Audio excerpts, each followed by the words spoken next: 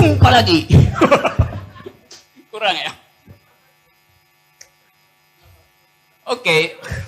Saya bayangkan satu waktu nanti ada sejarah pers ditulis ulang gitu. Karena ada pertemuan malam ini. Semacam evaluasi terhadap status jurnalisme di Indonesia. Jadi yang mesti ditulis ulang adalah sejarah pers, bukan sejarah 65.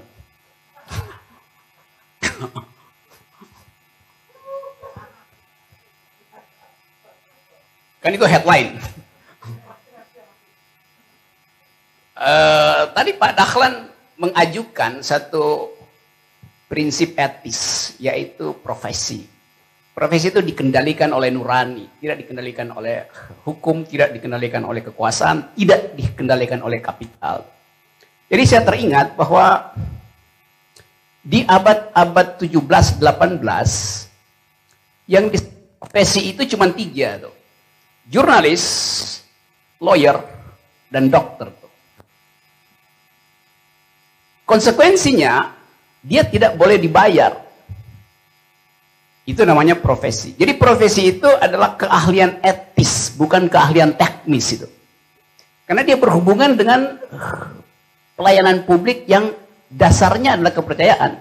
Dokter melayani pasien sebagai bagian dari pelayanan publik. Demikian juga lawyer, apalagi jurnalis itu. Nah profesi ini kenapa ada hal yang mulai saya jadi ingat sejarah. Profesi ini, ikatannya tadi ikatan etis, bukan ikatan teknis. Biasanya rutin berkumpul di kafe, terutama di Prancis itu. Dari situ kemudian ada istilah cafe society. Masyarakat cafe artinya masyarakat yang saling menghubungkan diri dengan tanggung jawab etis itu. Untuk apa? Untuk mengintai state, mengintai perilaku kekuasaan. Jadi asal usul dari demokrasi adalah cafe society.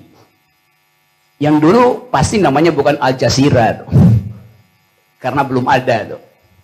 Nah kita bandingkan misalnya keadaan kita hari ini bahwa cafe itu tempat orang tuker tambah amplop korupsi. Karena mesti ada tunai, nggak mungkin korupsi sekarang pakai transfer, itu dibaca dengan cepat oleh PTK itu. Jadi saya kira ini bagian yang penting karena kita memulai satu format lain untuk mempertanyakan fungsi dari berita di dalam upaya mempercepat menumbuhkan kan cuman itu tugas dari berita adalah mempercepat informasi tiba agar supaya demokrasi diperluas. Jadi berita itu adalah input untuk demokrasi. Bahkan bisa dikatakan DNA dari demokrasi. Atau kalau istilah sekarang, berita itu adalah vaksin buat demokrasi itu. Pak Dahlan Nusantara. Karena dia jadi sampel dari vaksin Nusantara.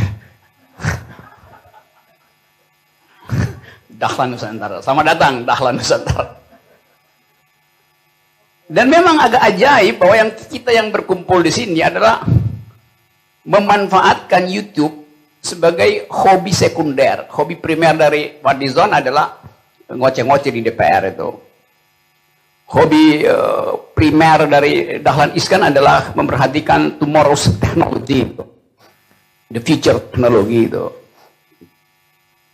Jadi sebetulnya profesi-profesi ini dipersatukan oleh fasilitas YouTube. Oleh karena itu saya boleh sebut bahwa kita di sini adalah ukhuwah YouTubiah.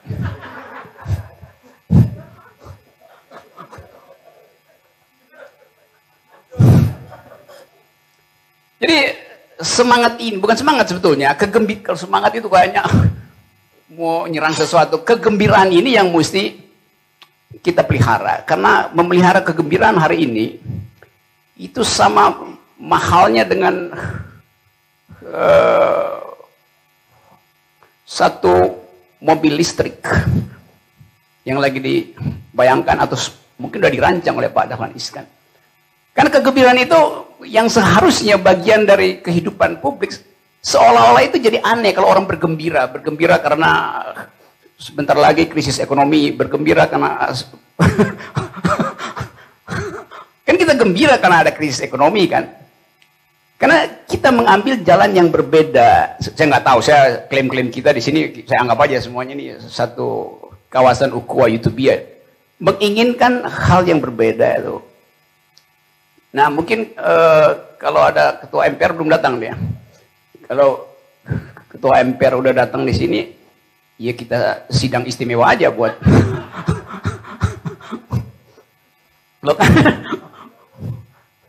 Ya karena kan kalau sidang istimewa nanti bulan Desember kan sebetulnya draftnya udah dibikin sekarang kan. Jangan-jangan notulennya udah dibikin tuh. Jadi tinggal disaksi oleh etik. Nah itu yang paling penting adalah